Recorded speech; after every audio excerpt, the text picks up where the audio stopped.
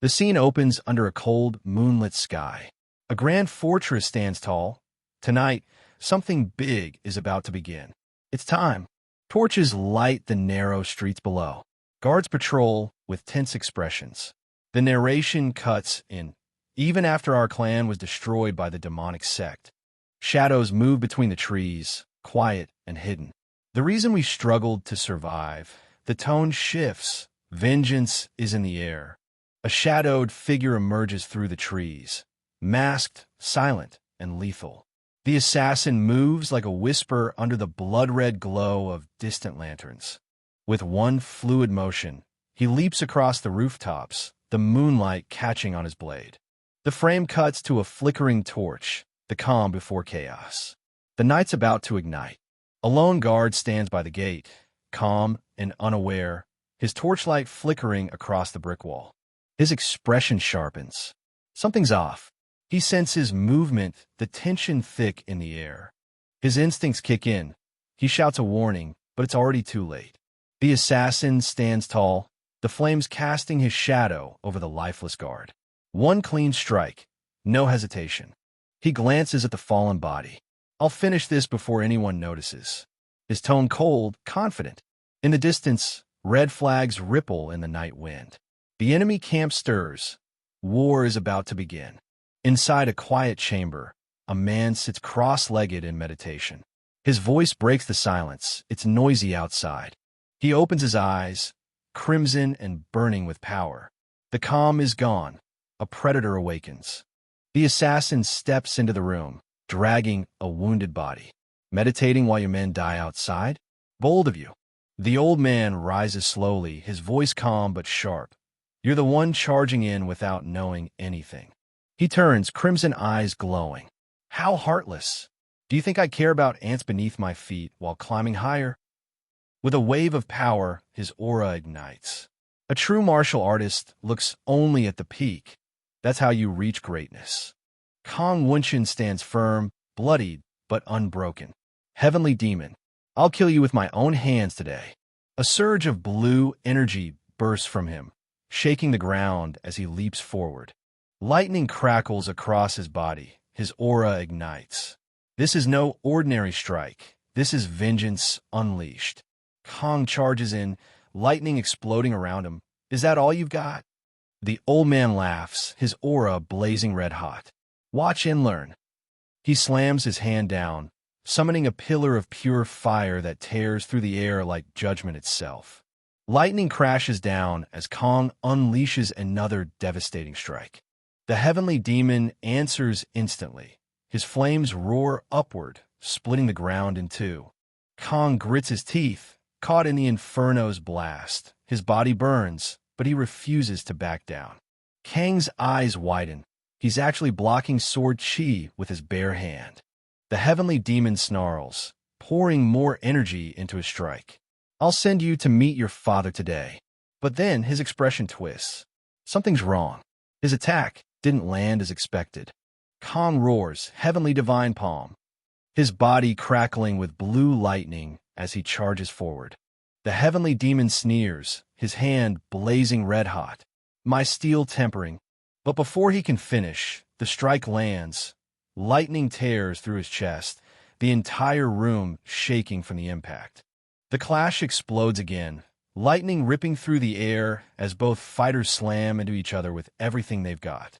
The whole place shakes like it's about to collapse. One of them staggers back, breathing hard, but he's not backing down. He charges forward, lightning wrapped around his arm, warning the other guy to keep his father's name out of his mouth. The other fighter wipes the blood off his cheek and steps in without hesitation. He reminds him of every horrible thing he's done, throwing it right back in his face as he readies another strike. The old man steadies his breath, clutching his core. He admits it outright. He should have wiped out the Cloud Dragon sect when he had the chance. Regret mixes with killing intent. He starts sizing up his opponent, surprised they managed to push through his heavenly demon blood surge. Whatever enlightenment they got clearly wasn't normal, and he actually looks shaken for a moment. His expression hardens. He grabs a bottle wrapped in dark energy. He's done playing around. He's about to use something he swore he'd never touch unless he had no other choice. The old man finally pulls out his last resort. He grabs the elixir with shaking hands, and you can see he's done holding back. He tilts his head back and downs the entire thing in one go. No hesitation, just raw desperation. The protagonist freezes for a second, eyes wide. He knows exactly what that much elixir means if you chug it at once, and none of it is good. The bottle shatters mid-air, and that purple energy floods out like it's alive, rushing straight into him. The entire room lights up as the elixir slams into his body. His hair shoots upward, his clothes whip around, and the aura is so dense it warps the air. He starts screaming as the power tears through him. His eyes go pitch black, veins bulge, and it looks like the elixir is straight up rewriting his insides on the spot. The old man's body erupts with wild purple flames, and he doesn't even try to hold it back. He's going full berserk mode, letting that overdose of elixir tear through him just to boost his power for one last strike. He launches himself forward like a meteor, all that unstable energy exploding outward. The whole place shakes as he crashes straight at the MC with everything he has left. The blast hits hard. The MC barely gets his arm up in time, grinding his teeth as he pushes through the pressure. He's getting overwhelmed, but he refuses to back down. The old man lunges in with a crazed look, purple energy tearing the room apart. He's fully consumed by the elixir's power now, and he's aiming everything straight at the MC. He swings in with all that corrupted energy, screaming that it's time for him to disappear. The whole place lights up in purple rage. The protagonist realizes he's too slow to counter. That blast is already on top of him, and he knows it. The moment he whispers barrier, the air snaps. A bright shield erupts around him, swallowing the glow of the room as his aura flares. The old man slams down with that out-of-control purple power, going all in, trying to crush him before the barrier settles. But the green light holds.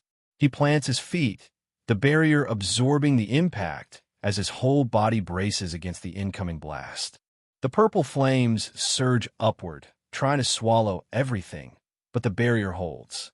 Our guy is still standing inside that glow, steadying his breath while the corrupted energy tries to claw its way in. Then the whole room shifts. A new figure strolls in like he's showing up late to a group project. Cloak flowing, staff glowing, completely unfazed by the chaos. He just drops a casual apology like this isn't a battlefield. The moment the protagonist sees him, that panic melts into relief. He calls out to the great mage, realizing he finally has backup, real backup, right when things were about to go bad. The hooded mage just smiles like this is the most normal thing in the world. He jokes about the nickname and casually asks if this overpowered monster is really the enemy our guy was dealing with. He's way too relaxed for someone who just walked into a battlefield. Suddenly the scene snaps to a pile of books and an open novel. The narrator freaks out, wondering why a high-level mage from a completely different world just popped into what was supposed to be a standard Miram story. The tone shift is so random it feels like the author just threw darts at a genre board. The reader himself slumps on the couch, totally done with it. He loved the story up to this point, but now he's ranting like the author personally ruined his weekend. He's confused, annoyed, and seconds away from dropping the book entirely. Seo glances at the buzzing phone and sighs. He was finally relaxing, but his friend is already blowing up his notifications again. He grabs the phone, reads the message, and grumbles to himself. This guy clearly has nothing better to do, and Seo knows he's about to get dragged into something. Still half slouched on the couch, he complains out loud, annoyed but used to it. It's obvious he's the designated entertainment for his friend whenever boredom hits. Seo walks down the street, thinking through his plans. He's calm, almost relaxed, telling himself he still has a bit of money saved up. He pauses for a moment, wondering if he should pick up a part-time job while preparing for school. He's basically trying to figure out how to rebuild his daily routine after the military. Now he's out walking, realizing he still has a bit of money left, but he's debating if he should pick up a part-time job. Seo walks into the PC bang, and the owner immediately recognizes him. You can tell this is routine for him. He narrates how he's always gotten lost in Muram fantasies, wishing he could be the main character of that world. The owner asks if he's here to grind loyal ground again. Seo doesn't even hesitate. He just drops, yeah, give me 10 hours like it's the most normal thing ever. Dude's basically living in that game more than real life. He sits down and starts typing, and the narration slips in saying he's poured countless hours into loyal ground. This is his comfort zone, his second home, the one place he actually commits all his time. The guy locks in on his setup and starts explaining how this just a game turned into something he actually grinded hard. After leaving the military, he poured all his free time into it and somehow climbed into the top 10 in only 3 months. Now he's fully geared up with the headset on, logging in while talking to his friend. He mentions he's even made some side cash from random internet cafe tournaments. Basically, gaming became his new routine. He clicks on the loyal ground icon, and the narration shifts. He's about to walk us through how the game works and why he's so invested in it. The match starts with a classic battle royale drop. 100 players jump from the plane, scattered across the sky, ready to fight for that #1 spot. Everyone dives toward the map, rushing to grab weapons and gear. The rule is simple. Collect everything you can find and take out anyone who gets in your way until only one person survives. Back at Seo setup, he's already locked in. His mouse is flying across the pad as he calls out enemy positions, tracking 2 players a couple 100 meters away like it's nothing. The firefight gets wild. One player rushes in, unloading his rifle like he's desperate for the win, bullets tearing through the cover in front of him. Another guy gets caught off guard. His helmet gets blown clean off as he staggers back, realizing he's seconds away from being eliminated. Now it's down to the final 2. One player takes aim, watching the last opponent through his sights, knowing the entire match comes down to this moment. The guy mocks his teammate, telling him he's already died once, so he should quit yelling. He's focused, calm, and already tracking the last enemies. 2 players push toward a ruined building, trying to figure out where the skull mask guy disappeared to. They know he's dangerous, and they're on edge. Someone steps inside the building first, slow and careful, like they're setting up an ambush from the shadows. The guy checks the room and thinks it's safe since the loot's untouched. He figures the skull mask dude never came this way. He steps in to grab the med bag, calling it free loot, but he has no clue someone's lurking right behind him. Then the skull mask guy quietly steps out of the shadows, eyes glowing, ready to jump him. The guy looks up just in time to see something drop straight toward him. He freezes for a second, realizing he just walked into a trap.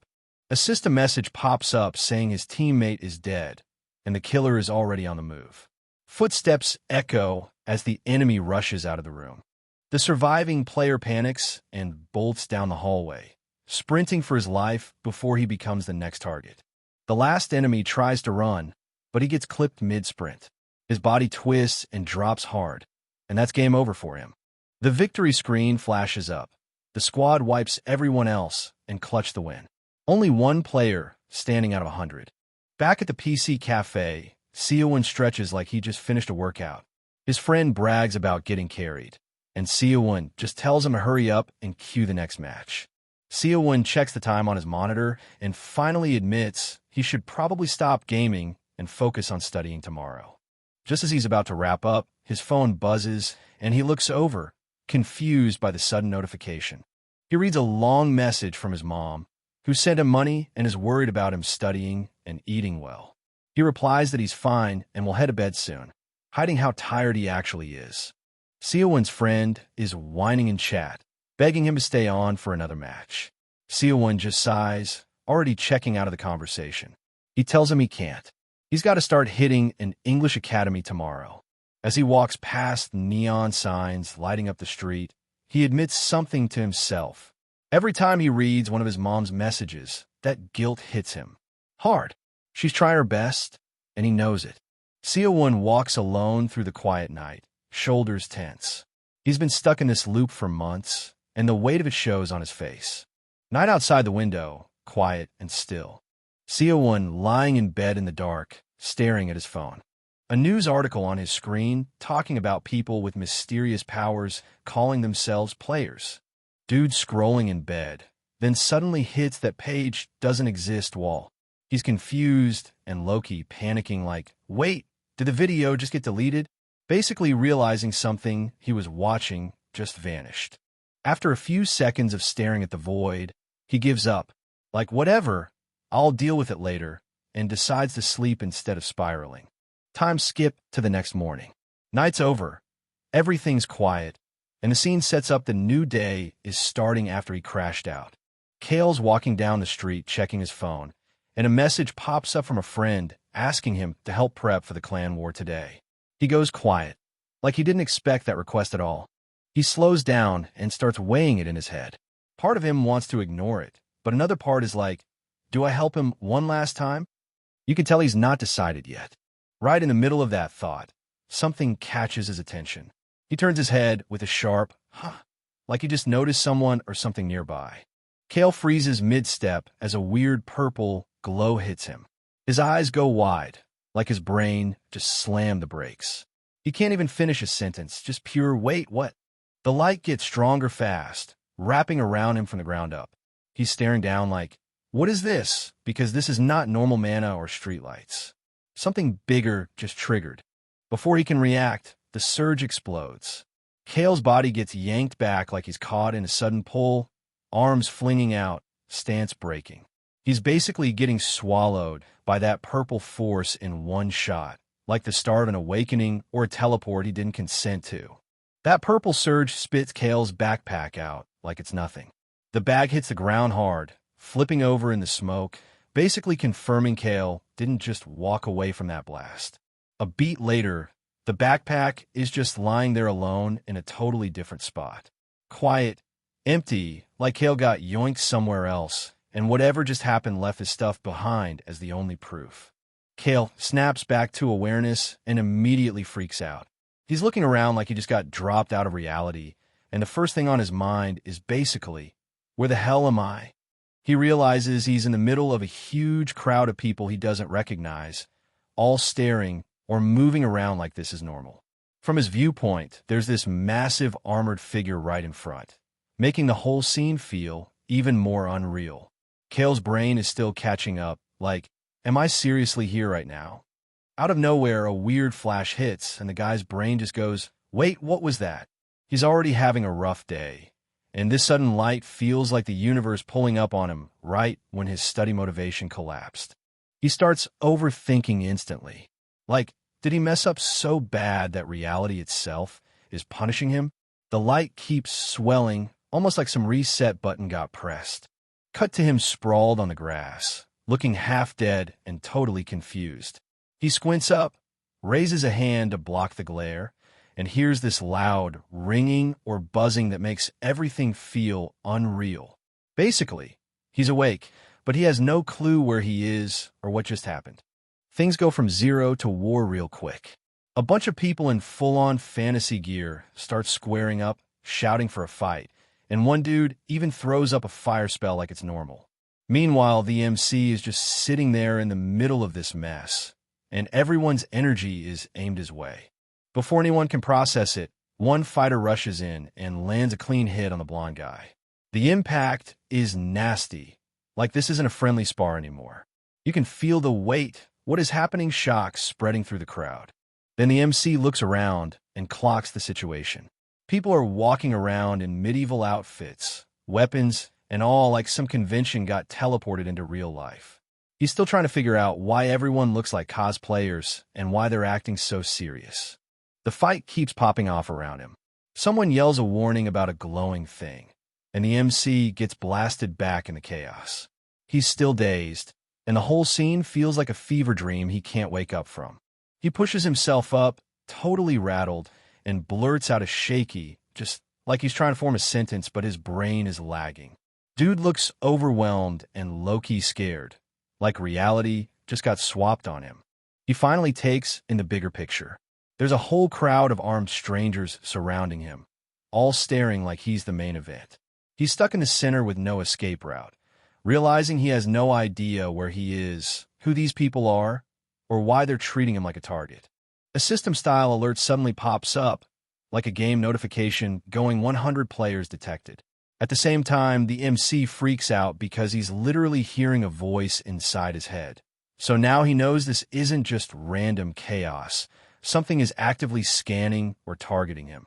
That blue glow ramps up, and the system starts booting like it's coming online for real. The vibe shifts from street fight to full-on RPG, start screen. Like some higher power just flipped the switch on this world. The MC goes dead still, eyes wide, realizing what's happening. He clocks it instantly. This is a system awakening moment, and whatever dragged him here just activated his cheat. MC turns his head in panic, trying to figure out where that voice is coming from. Then he realizes something even weirder. The words he's hearing aren't in his language. He's like, why am I suddenly understanding Korean? Before he can process that, the blonde guy pops up right in his face, hyped and loud. He's basically yelling that the MC is speaking their language now, acting like this is a big deal and not terrifying at all. The moment gets cut off by more chaos. One of the armored dudes charges in, swinging like he's been waiting all day for this chance. The fight is back on, and MC stuck watching it unfold in front of him, still not sure if he's in danger or if they're fighting over him. A tall, priest-looking guy steps in, calm but clearly in charge, and calls out Chiron. He straight up asks if Chiron caused this whole situation. The vibe is explain yourself now. Chiron fires back like it's obvious the priest is blaming him, basically admitting he got pulled in two, but not backing down. The priest shuts that down fast. He says Karen's acting clueless on purpose, and he's not falling for the talk anymore.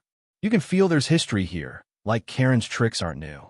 Chiron finally drops the act. He says it doesn't matter what the priest believes, because everyone's fate is already locked in by some demon king's order. Dude looks unhinged but confident, like he's enjoying the chaos and knows something the others don't. The Archmage finally snaps. He lifts his staff and starts pulling in a ton of mana, blue lightning wrapping around him like a storm suit. While powering up, he basically swears he's ending this here. Close up on his face and eyes going ice cold. He straight up declares he's killing Chiron on the spot, then going after the Demon King next. No hesitation, just full execution mode. He drops the move name and unleashes a massive lightning strike. The bolt tears across the battlefield like a wall of light, aimed right at Chiron, with everyone getting hit by that "oh crap, this is real" energy. After tanking that insane lightning, the Archmage is stunned. He's staring like, how are you still standing? Because that attack should have erased anyone normal. Chiron pats himself down, confused but kind of smug. He's like, yeah, I took it head on, and I don't feel a thing. Even he seems surprised, which makes it way scarier. MC watches all this with his brain racing. He's thinking there's no way a dream feels this solid and detailed. While the others argue about what just happened, MC's panic shifts into realization. Whatever world this is, it's brutally real. The system fully kicks in. Beginning the game, drops like a start signal, and the MC freezes, eyes blown wide, realizing this isn't a random summon anymore.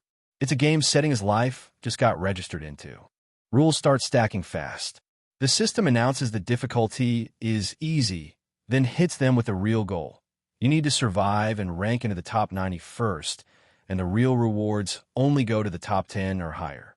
On top of that, the map gets locked in as Kingdom's capital. Before anyone can even ask what a tutorial is, someone skips it like they've done this before, basically forcing everyone into live mode immediately. The MC stares at the giant floating UI in front of him and finally connects the dots. What he's looking at isn't magic smoke or a vision. It's straight up a game map and interface, which means everything around him is now part of a system-run survival match. The system cuts in like a host grabbing the mic. It tells everyone this cloud survival thing is starting for real, and since most of them look lost, it's going to explain the rules quickly. Rules drop one after another. The game runs for 100 days, and the playable area keeps shrinking day by day, so camping forever isn't an option. Then it warns them straight up, step outside the safe zone, and you're basically signing up for serious damage, maybe worse. Finally, the system lays out the exit condition. Survive till the game ends or get eliminated. Either way, you get sent back to your original world. So yeah, this is a survival match with a guaranteed return ticket, but only if you make it to the end in one piece. The system adds a nasty little pressure bomb. If you don't crack the top 90 this round, you're done forever. No retries, no second seasons. So everyone instantly realizes this is a one-shot survival run. Next, it tells them they'll be dropped into whatever spot they choose using some Gaze feature. That's where they're supposed to loot gear and resources, then fight their way into the top 90 before the map squeezes them out. You can feel the crowd shifting from confused to, okay, we need a plan right now. MC just goes quiet, sweating, staring ahead like his brain is buffering. He's about to ask this scary question to himself, because it's hitting him that he's not just a bystander here. He's one of the players. The system finishes the pitch about rewards for the top ranks, and that's when the mood really shifts. MC stays quiet in the crowd, kind of shrinking into himself, realizing people around him are already treating this like a real competition. Close up on MC locking in. He's sweating, jaw tight, eyes sharp. The panic is still there, but now it's mixing with, okay, I need to survive this. While MC's processing, some of the players are already throwing hands. Two guys square up with blades like they've been waiting for an excuse, basically proving this game's about to turn into a free-for-all fast. Two of the stronger-looking players size each other up. The hat and staff guy stands there like a boss, and the white-haired dude casually flashes a blade with a smug look. It's that tense we might fight next stare down. MC's stuck in the middle of these armed people, feeling tiny compared to everyone around him. His brain finally says the quiet part out loud. If this goes wrong, he could actually die here. He swallows the fear and steadies himself. Even if part of him wants to believe it's a dream, he makes a hard decision in his head. He's not dying in this mess, dream or not. Someone suddenly calls out to him with a dumb nickname like Messy Hair, and MC flinches, looking around like, wait me. He's still not used to being addressed in this world. A big armored guy storms up, planting his sword like a warning sign. He starts grilling MC hard, demanding to know why he's just standing there and where he came from. MC stays quiet, not sure what to say without making things worse. The same guy gets even louder when MC doesn't respond fast enough. He accuses MC of ignoring him and keeps pressing for answers, basically trying to assert dominance and put MC on the spot in front of everyone. The system starts a countdown for the game, and right as it hits starting in 3, the MC's mouth curls up. He lets out this weird little laugh or grin, like his body reacted before his brain did. The armored guy loses it. He leans in, looking disgusted and pissed, basically yelling at MC for laughing in a moment where everyone should be panicking. MC's smile keeps spreading, and even he's confused by it. The system glow and glitchy vibe kick up around him, and in his head he's like, why am I laughing right now? Like something inside him just flipped. MC's grin turns straight up cocky. He convinces himself this is a fun dream, so laughing makes sense. Then he starts trash-talking the armored guy, basically saying, I've read enough of these log/system stories. I know how this works. I can beat clowns like you and live. The game officially kicks off. Everything whites out with a huge surge, like the world just hit a reset and a start button at the same time. MC gets yanked into the system drop. He shoots downward through the light like a player being spawned into a match, bracing himself as the real survival run begins. Players start dropping from the sky like meteors. You see different silhouettes landing all over, so the match is officially on and everyone's getting spawned at once. While falling, MC checks the map and notices most people are choosing the crowded zones because that's where the loot is going to be stacked. He reads the flow fast. Everyone's rushing for items. MC doesn't copy the herd. He admits the hot zones probably have better rewards, but decides it's smarter to spawn on the outskirts first, avoid early slaughter, gear up later, and survive the opening chaos. While falling, MC spots a quieter patch near some buildings and thinks, yeah, that area looks safe enough to start. He's basically picking his spawn like a player, trying not to get jumped on day one. He commits to the choice and calls the drop like hitting confirm on the map. No more hesitation. He's locking in his landing point. A massive beam of light crashes down where he picked, marking his spawn. It's loud, dramatic, and pretty much screams, "Player has arrived," as his descent slams into the ground and the real game begins for him. MC lands hard, sliding into the grass on one knee with that blue spawn energy still flickering off him. He catches himself with a hand on the ground, looking tense, but ready like, okay, I'm in. Wide view. He's alone on a green field near some rooftops and cliffs in the distance. The spot he picked really is quiet. No players in his face yet. Looks peaceful for now. The adrenaline drops and his body rebels. He straight up gets hit with motion sickness from the drop, covers his mouth, and groans, trying not to puke while reminding himself he's still in danger. MC spots a nearby house and decides that's his temporary base. He's thinking, okay, shelter first, questions later, and moves toward it. Right before he gets there, he hears a rustle. His face tightens, sweat drops, and he freezes, realizing he's not alone. A foot steps into the grass behind him. MC panics because his drop sickness made him miss the other landings. So now he's realizing someone else is right up on him. MC reacts on pure instinct and bolts.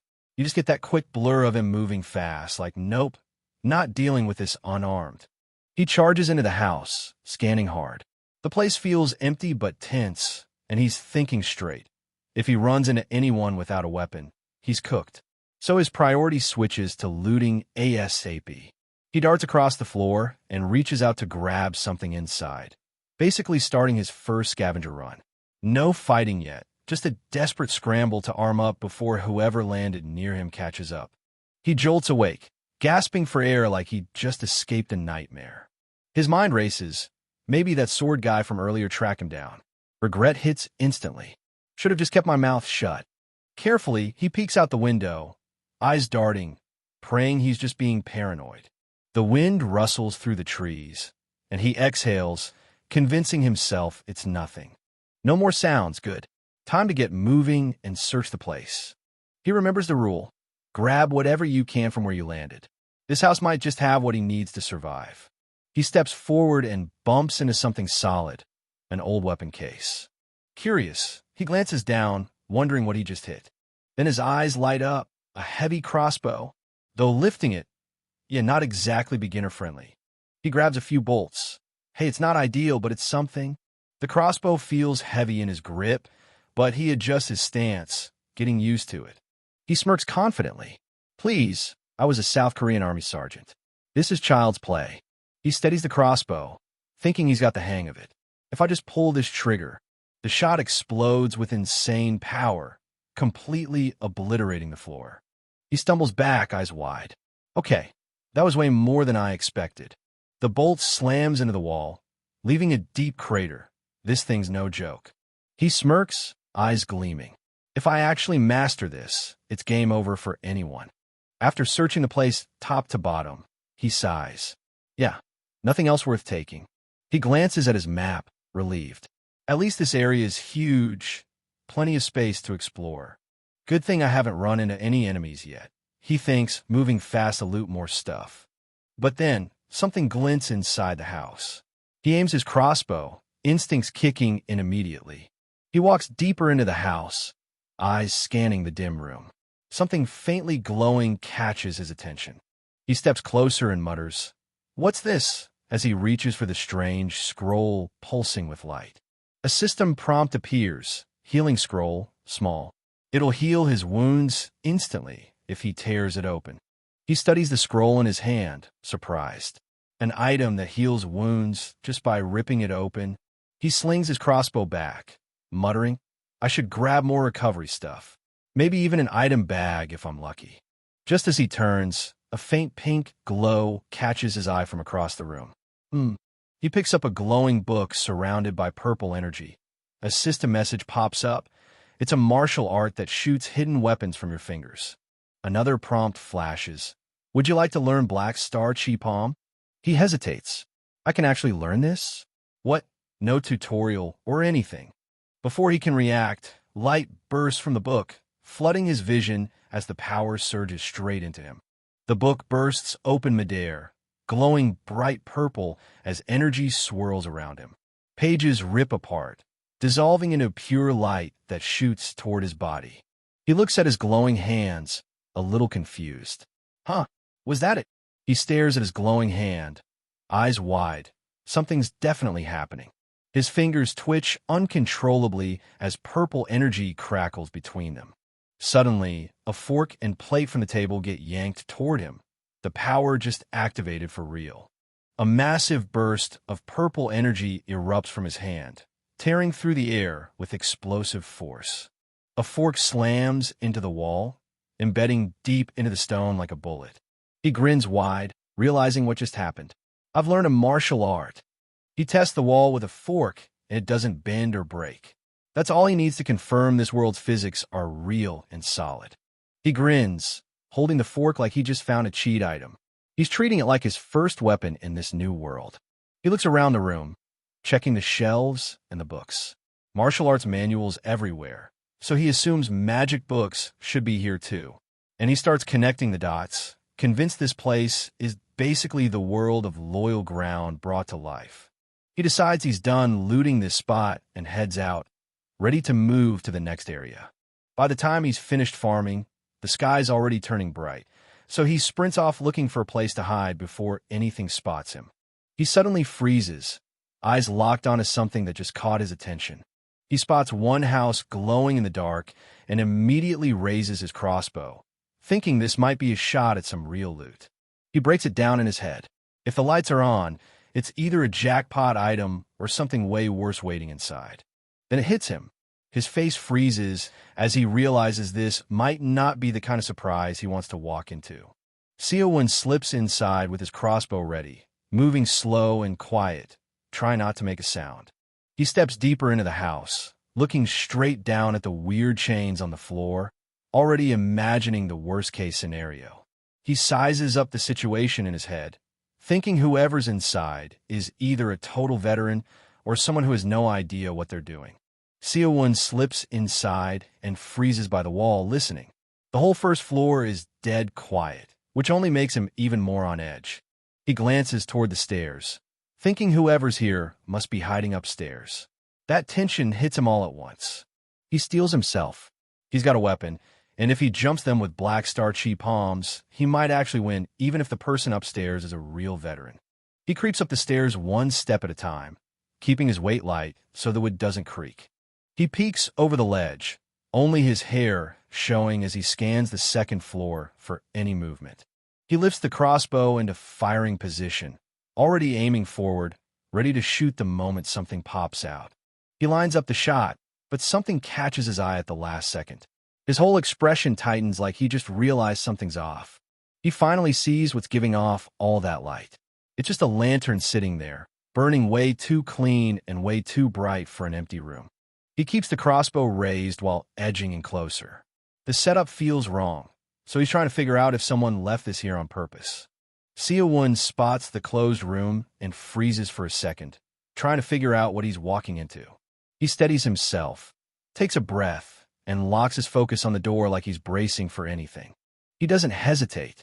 He goes straight in with a full-force kick, blasting the door open and ready to fight whoever's inside. He steps inside the room, tense, ready for someone to jump him, but all he sees is a bed. No movement, no sound, just silence. He whips his head around, thinking someone might be hiding behind him, heartbeat picking up. His instincts are screaming, but nothing's there. He forces a nervous smile, trying to play it cool, but he's clearly rattled. The room's empty, and now he's wondering if he just kicked the door in for no reason. He drops to his knees, exhausted, realizing he just acted like he was in a boss raid for no reason. Total overkill for an empty room. He finally relaxes, letting out a breath when he confirms no one's touched this place. At least he didn't walk into someone else's trap. While checking the room, he spots a drawer and reaches in, hoping there's something useful hidden inside. He finds a ring and pauses, trying to figure out if it's actually an item or just random junk. He looks toward the glowing mannequin and realizes the description is real. The game mechanics are actually working here. He slips the ring onto his finger, testing it out to see if the strength boost kicks in. Seowon slips the ring on, and the moment it activates, his whole body jolts. He's hit with this sudden surge of power that takes him off guard. He tests his grip and realizes everything feels lighter now, even the crossbow on his back. His strength clearly jumped by a lot. He does the math in his head, trying to grasp what a full plus 20 strength boost actually means for him in this world. SEO calls for his stat window, and the moment it appears, he freezes for a second like he can't believe it's real. He checks the screen and realizes his numbers are super mid. He notices the system tagged him as a martial artist just because he knows one technique. Then he grins, already hyped. Even if the stats are low, it's still way better than starting from scratch, and he's clearly ready to grind. SEO heads downstairs, telling himself it's time to comb through the first floor properly now that the upstairs is clear. He finds another item, this time a subspace ring. It's the kind that lets you stash stuff in a pocket dimension the moment you put on. He slips it onto his finger and laughs a little. At this point, he's basically collecting rings like it's a side quest. He starts reading the pop-up and realizes it's basically teaching him how to stash items. He grabs something from the table and tests it out like he's following a tutorial step by step. He pieces it together. It's basically an inventory system, just in ring form. He's talking to himself, checking how the rules work, and already imagining how useful it'll be here. He says the command, and the subspace opens right in front of him. The glow pops out, and he's taken aback, staring at it like he just unlocked the coolest feature in the game world. He reaches into this swirling purple space again, and you can tell he still isn't used to how weird it feels, but he's rolling with it because it works way better than hauling a bag around. He watches the subspace flicker in his hand and thinks about how broken this would be if he had it back home. The guy is already imagining how much easier life would be with literal pocket dimension storage. Now he's walking through the house, thinking about the items and the martial arts he picked up here. If there was a way to bring all this back to reality, he knows his entire life would flip on its head. SEO is pushing through pure stubbornness right now. He's hyping himself up, refusing to get taken out by some random grunt. He checks the interface on the floor and tries to figure out if anyone's actually been eliminated yet. He's expecting some sort of kill feed or log to show what's been happening. He spots it and leans in, realizing the kill log is already right there. He checks the kill log and realizes only one person's been taken out so far. His plan to chill and farm until the lobby thinned out isn't exactly working. He talks through how the early game went. He looted a bunch of houses, stocked up on consumables, and scored a bunch of small weapons that work well with his black starchy palms. Now that he's cleared the area, he hesitates. Should he move out and risk running into someone, or bunker down here until the sun comes up? He's thinking back to the monsters he saw earlier and knows he's nowhere near ready to fight any of them head-on. With his current level, getting into a direct clash is basically suicide. He realizes the smart play is to avoid everyone strong for now. If he hides well and survives long enough, he can keep stacking points just like today. He spots the quiet streets outside and makes up his mind. Night means fewer players roaming around, so he decides to hit one more spot before sunrise and keep farming while it's safer. SEO pacing through the forest without slowing down, kind of surprised at how he's not even winded. He's already realizing the ring is putting in work. He wipes his face and thinks it through. The strength buff is real, but the hunger and thirst hit just like in real life. So this game world might not be just a game after all. His stomach growls, and he starts scanning the forest for anything edible. Nothing. He mutters to himself and decides his best shot at food is heading toward the city. He's checking the map and trying to figure out where the village should be, but nothing's matching up. Right as he's talking to himself, a low growl hits from behind, and he freezes when he realizes something's there. He doesn't even look back. The second the danger clicks, he bolts straight into the trees. Sewun freezes, panic kicking in as he realizes he never heard the wolf sneak up on him. He's trying to keep it together, but his face says he knows he messed up. He spots the massive shadow moving between the trees, and the size alone tells him this thing is on a different level. The growl rolling through the forest just confirms it. Sewun finally understands what he's dealing with, eyes wide as the truth hits him. SEO freezes as this massive werewolf drops out of the shadows, red eyes glowing like it already picked him as its next meal. The thing lunges without warning, claws ripping through the air. Seo barely rolls away, swearing because this is way beyond anything he expected to deal with right now. The werewolf's claws tear into the ground instead, shredding dirt and roots like paper, showing just how dead he would have been if he was a second slower. Seo freezes for half a second as more werewolves step out of the shadows. Their glowing eyes lock onto him, and they start closing in like they've found their next meal. He bolts. Full sprint. Branches whipping past his face while the forest floor shakes under the pack chasing him. He's realizing way too late that this wasn't supposed to be a monster map. He's gasping, pissed, and panicking at the same time, thinking he should have just stayed hidden instead of wandering into a werewolf nest. Seo's sprinting for his life now. He's panicking hard, realizing dying to some random monster would destroy whatever pride he has as a former top 10 player. He spots a house up ahead and snaps straight into survival mode. That's his one shot at not getting shredded in the middle of the forest. He leans forward and pushes for even more speed, basically throwing his entire body into the run just to make it before the werewolves close in. He ducks into a corner inside the house, chest burning, trying to catch his breath after sprinting in. For a second, he just leans on the wall, realizing how out of shape he actually is. Then he hears it, heavy footsteps or something closing in, and his face goes stiff. Whatever landed nearby is heading straight for the same building he just ran into. A low growl echoes through the hallway. Not human at all. He grips the makeshift weapon in his hand, brain spinning, stuck between run again and stand and swing at whatever's about to turn that corner. He peeks through a tiny gap in the door, barely breathing, and his eye locks onto something outside. Whatever it is, his whole body goes cold. Outside, a pack of huge wolf-like monsters is prowling around the house, snarling and drooling, following his trail. These things are built to hunt, not just jump scare. He pulls back, realizing they're not wandering randomly. They're actively tracking his smell, circling the building like they already marked him as tonight's meal. He makes a quick call. Hiding won't cut it. He slings up the ranged weapon he found, steels himself, and decides to hit the beast first before it sniffs him out. He lines up the shot through a narrow opening, breathing slow, trying to steady his shaking hands as he tracks the monster's movement outside. His eye locks onto the sight, all noise in his head going quiet. In that second, it's just him, the weapon, and the target. He fires. The shot streaks out of the house in a straight blue line, slicing through the dark trees and heading right for the monster.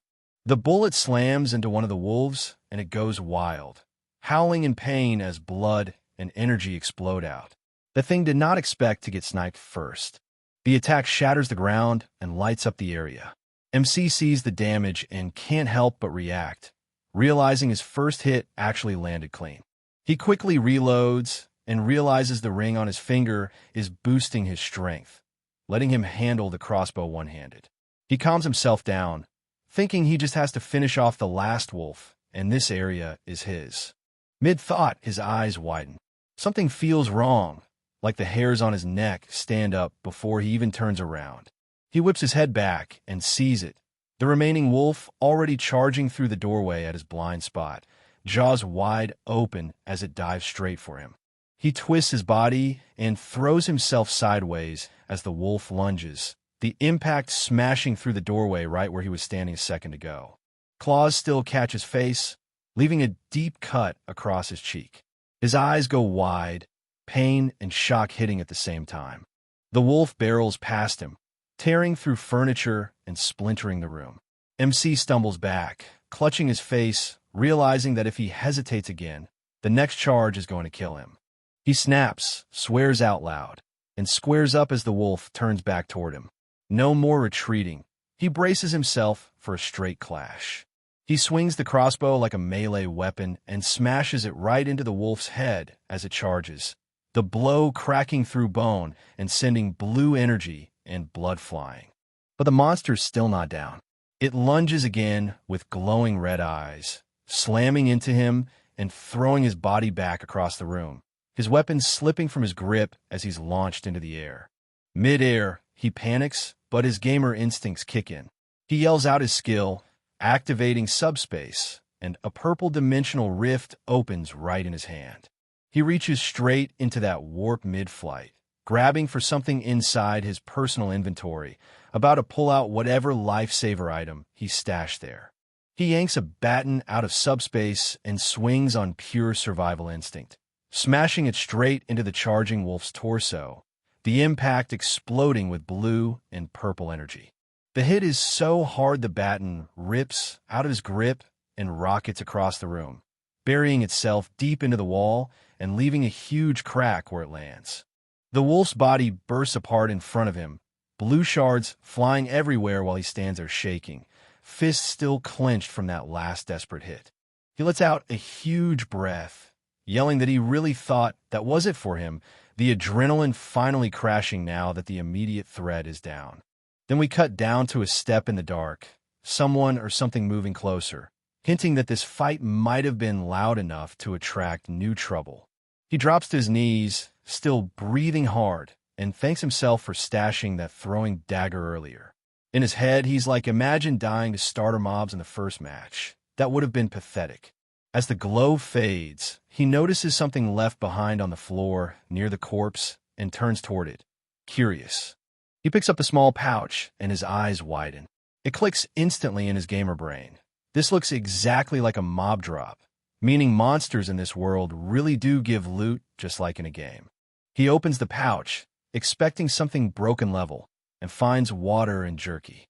He's annoyed, ranting that he risked his life for basic camping supplies when he could just hunt for food later. But survival is survival, so he still starts chewing on the jerky while his brain cools down. As he eats, he starts thinking it's time to actually scout the area instead of hiding in one room. While looking around, he spots a glowing chest piece laid out on a table. He walks over with the jerky still in hand, wondering if this armor works like a real-world bulletproof vest from the game he knows, basically hoping it's his first real defensive gear. He straps the armor on and immediately notices it's a bit loose and oversized, like he borrowed someone else's gear. Then the armor suddenly tightens and reshapes around his body, auto-fitting to his size. He freezes for a second, realizing this is full-on magic equipment. System windows pop up, confirming it's an advanced orichalcum breastplate. It auto-equips, and he gets a buff, saying his resistance to fire and wind magic just shot way up, turning this random house raid into a huge upgrade. He lights up immediately, super hyped. This one piece of armor didn't just give a tiny boost, it spiked multiple stats at once, way better than he expected from an early game house. Riding that luck, he starts rummaging through the rest of the room, convinced there's got to be more hidden gear or items lying around if he keeps digging. But as he checks another spot, he comes up empty. He pauses, staring at the area, confused because it feels like something should be there, yet he can't see anything at all. His foot bumps into something invisible and solid on the floor, and he freezes. That's when it hits him. This might be a hidden item the system didn't highlight. He crouches down and lifts it up, and a transparent, shimmering fabric appears in his hands. It looks like air, but feels like cloth, which instantly screams stealth gear to him. He throws it on, and a system window confirms it, night cloak equipped. The description says if he stands still in the dark, he'll literally melt into the shadows, turning this quiet spawn point into a perfect ambush and escape zone for him. The system explains the cloak's full effect. As long as he's hidden, magic can't detect him, and even his footsteps get muted. He tests it out, watching his own hand blur into the air, and grins because this is completely broken for early game. He instantly starts min-maxing in his head. With this, he can just vanish whenever strong players or monsters walk by at night, letting the muscleheads fight while he sneaks past. For pure survival, this cloak is S tier. He clenches his fist, confidence coming back. With the armor, the ring, and this stealth cloak, he's no longer just some random dude dropped into a death game. Now he actually has a kit to stay alive as long as it takes. Time skip. He realizes that random house in the middle of nowhere wasn't actually random at all. It was basically a hidden farming spot loaded with starter loot. Day 2's already going way better than his scuffed first day. Night settles in, big bright moon overhead, signaling the start of the real danger hours when monsters and players both get more active. Cloak on. He moves quietly through the forest, wrapped in shadows. He hasn't seen a single person yet, and starts wondering if it's because his spawn point was so off-meta that nobody else dropped anywhere near him. As he's walking, he suddenly hears panicked shouting and heavy breathing from deeper in the forest. He stops and turns his head, Cloak hiding him while he listens in. Someone is sprinting full speed through the trees, swearing nonstop. Their steps are messy and desperate, like they're running for their life from something right behind them. We see the guy's face, terrified but pissed. He's clutching some kind of item and ranting that if he'd had just a bit more time to use it, some apprentice-level scrub wouldn't have stood a chance against him. MC instantly activates the cloak and melts into the bushes, staying completely still while the exhausted guy staggers into view, gasping for air and totally unaware he's being watched. The guy complains to himself, shocked he ran into a mage of all things in that area, clearly salty about getting bullied by magic and forced to retreat. From the shadows, MC studies him with the crossbow ready. He sizes him up and thinks this guy doesn't look that strong. If his guess is right, this might be an easy target and a free set of items. MC decides he can take this guy. From the safety of the bushes, he tracks him with the crossbow, waiting for the perfect angle while the guy slowly calms down, thinking he's safe. But when MC actually lines up the shot, his hand starts shaking. He keeps telling himself it's just a game, just another target, but his brain keeps screaming that this is a real person. He's stuck, arguing with himself to just pull the trigger. Before he can act, we cut away to someone else casting a spell, invoking Escrow's flame.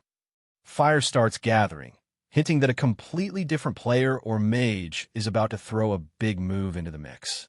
That fire spell slams into the forest, exploding into a huge wave of flames that tears across the ground toward the fleeing guy.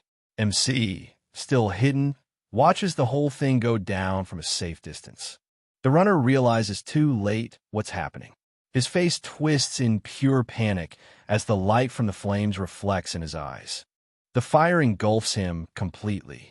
He's screaming, burning alive in seconds.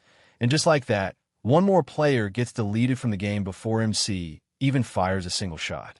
MC stays hidden in the cloak, staring at the burning spot, stunned. He's whispering to himself, wondering if that guy really just died right there in front of him. His eyes widen as the flames die down. There's no body left, just empty ground, and the reality of people dying in this game finally hits him harder than the monsters did. In place of a corpse, a glowing chest spawns where the player burned. MC puts it together. When someone dies, they drop their whole inventory like loot. That confirms it's 100% a game system, but he's still bothered, wondering who cast that fire spell and from where. As MC is eyeing the chest, a red-haired mage casually walks up beside him, flames still dancing in his hand. He complains out loud that some loser who couldn't even use magic tried to steal his items. Completely unaware, MC is crouched right there with a crossbow. The mage calls the dead guy unlucky, saying if he'd just died to a clean sword strike, he wouldn't have had to feel what burning alive was like. MC clamps a hand over his own mouth, fighting the urge to react. The mage strolls right past him without even glancing his way. MC realizes the cloak totally hid him even at point-blank range, and thinks this stealth item is ridiculously overpowered for staying alive around monsters like that guy. The mage, Chiron, stands over the chest like it's a trophy and casually tells the dead guy to feel honored for dying by his hand. To him, this is just another successful hunt. He steps right up to the chest, relaxed, and says they should see what kind of loot the guy dropped, like he's opening a reward box after a raid. Watching from the shadows, MC realizes that the one who just died was a normal player just like him. And if he slips up even once, he could be the next one Chiron burns down and loots without a second thought. Watching Chiron loot so casually, MC finally admits the brutal truth to himself. If he hesitates even once, someone like that will kill him and climb the ranks off his corpse. That thought hits hard. His eye trembles, but his mind starts to settle. If this place is really a game, then mercy just makes you a target. He locks his gaze, resolve sharpening. If he wants to survive in cloud survival, he's going to have to pull the trigger first before monsters or players decide his fate for him. Chiron digs through the chest and grins, hyped about the quality of the loot he just stole. To him, it's all profit, no guilt. But mid-smirk, something pricks at his senses. His eyes shift to the side, like he just felt killing intent lock onto him from somewhere in the dark. Before he can fully react, a bolt of blue energy slams into the ground right beside him, exploding in a shower of light. He whirls around in shock, realizing someone just fired at him while he thought he was alone. Chiron instantly realizes that shot came from another player. He clicks his tongue, flames flaring around him as he blames the dead guy for making such a noisy scene and attracting competition. MC's fingers tighten on the trigger again. This time, there's no hesitation. He lines up the next shot while Chiron is still ranting to himself. The second bolt slams straight into Karen's side, bursting in blue light and knocking him back. MC finally lands a clean hit on a real player, officially stepping into the kill or be killed part of the game. Chiron steadies himself and realizes those shots are actually draining his magic barrier. If this keeps up, his shield is going to crack and he'll be exposed. MC and Chiron lock onto each other's presence through the trees. Chiron grits his teeth, flames flaring hotter as he calls out toward where he thinks the attacker is hiding. Chiron stops defending and goes full offense, hurling a blazing fireball in that direction, trying to blow up the entire area and force MC out of cover in one big strike. Chiron paces through the burning underbrush, raging and yelling at the hidden attacker to stop hiding and fight him head-on, trying to bait MC into revealing himself. In response, throwing dagger cuts through the air from the shadows, aimed cleanly at him instead of taking the bait. Chiron reacts on instinct, twisting his body and narrowly dodging the blade. But now he knows for sure the enemy is close and isn't falling for his provocations. Karen's eyes snap wide. That dagger wasn't some random panic throw. It was a clean, aimed attack. He finally realizes this opponent actually knows what they're doing. MC answers with another barrage of shots, blue projectiles raining down from different angles, hammering Karen's magic shield nonstop. Chiron panics as cracks spread through his barrier. He starts shouting into the forest, demanding to know where MC is hiding. But all he gets back is more pressure and zero visual on his attacker. MC stays hidden under the cloak, circling through the trees while reloading, using the shadows and his mobility to keep Chiron guessing. Realizing he's being toyed with, Chiron loses it and pours everything into one last spell, flames surging around him as he tries to cast a high-tier attack and erase whoever's sniping him. But before he can finish the chant, an arrow drills straight into his head. The fire snuffs out instantly, and Chiron just freezes midward, dying on the spot without ever seeing who actually killed him. Chiron staggers, still trying to finish the spell name, but the arrow in his skull cuts everything short as the fire flickers out. His body crashes to the ground, and the flaming explosion he was about to unleash implodes into darkness, leaving MC standing alone in the glowing aftermath. MC lowers his hand, breathing hard, staring at the fading subspace shard and quietly processing it all, before admitting to himself that he actually won this fight. The mage's body vanishes, and a glowing loot chest pops into existence where he died. Our guy walks over in his cloak, thinking he needs to grab everything fast before anyone sees the fire and tracks him here. He opens the mage's chest first, and the system showers him with rewards like gloves and a healing scroll. He pulls out a fancy gold necklace, reads the description, and realizes it's just a cosmetic badge with 0 stats. As he's about to brush it off, something else inside the chest starts humming with a strange light, grabbing his attention. The system pops up. He's obtained Circle Stone, a special item that lets the user form a mana circle around their heart and finally use magic. The system explains the orb. If he uses this Circle Stone, he'll instantly learn that Circle's magic. MC's brain short-circuits a bit like, wait, I can become a mage just like that. He remembers that desperate guy from earlier, raging that if he just had time to use this thing, A newbie like Sehen would have been nothing in front of him.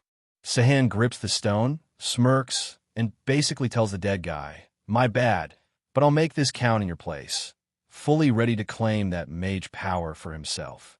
He scoops the rest of the loot into his inventory, deciding to everything later somewhere safer. Under the night sky, he moves away from the forest, looking for a quiet spot where he can finally use the circle stone. He reaches a deserted-looking building at the edge of the town and locks onto it, thinking this place is perfect for his next move. MC finds a quiet room, drops the circle stone on the floor, and confirms the prompt to use it. The system warns he'll be stuck for 3 hours with 0 actions allowed, but he still grabs the glowing stone and activates it. The effect kicks in immediately. Pain slams into his body, and he grits his teeth, screaming as the magic starts carving a circle into his heart. 3 hours crawl by while he just sits there in agony, holding back screams as the stone carves magic into his body. When it finally ends, he collapses on the floor, drenched in sweat, cursing the system for calling that slight pain and thinking he was actually going to die. After catching his breath, he throws his cloak back, sits up in the morning light, and decides to check the results of all that torture by calling out his status. Jean checks his status window and realizes he's running a dual build now, martial artist plus mage, and he's finally got a proper mana stat to work with. Then it hits him. If 2 players just died, the total number of survivors in this game should have gone down. Right on cue, the system chimes again, updating the screen as Jean watches to see how many people are actually left alive. Jean freezes, staring at the screen like, wait, how is that even possible? He notices the survivor count has dropped to 45 out of 100 and realizes people are getting wiped out insanely fast. We cut to the forest where one player is on the ground screaming while a ruthless hunter stands calmly on a tree branch above him, showing that this game has already turned into a massacre. We cut to this new guy smirking, clearly enjoying the chaos like it's his personal show. He casually stomps down, tripping his opponent in one smooth motion. The armored dude eats dirt, sliding across the ground as his sword flies out his hand. The bald dude is freaking out, screaming that he'll do anything as long as he can just squeeze into the top 90. That blue aura psycho stands over him like a final boss, lightning crackling while the knight begs for his life. The guy grabs his face as he bawls and pleads, desperately begging, "Just this once, please," clinging to any chance to not get eliminated. The psycho mage basically says, "Nice, now every player in this game is going to hear about what I just did," using the desperate guy as nothing but a tool to spread his name. And from this moment on, the name Nam Sagwan starts echoing through the game like a warning label, a monster in human skin you never want to meet.